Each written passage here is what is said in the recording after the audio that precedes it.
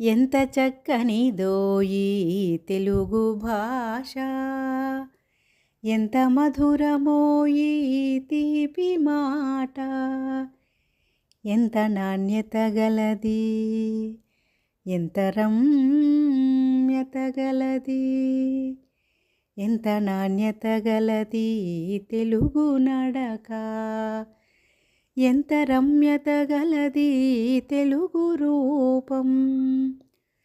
గిడుగు గురజాడల అడుగుల్లో. భాషకు ప్రాంతీయ భేదం లేదు.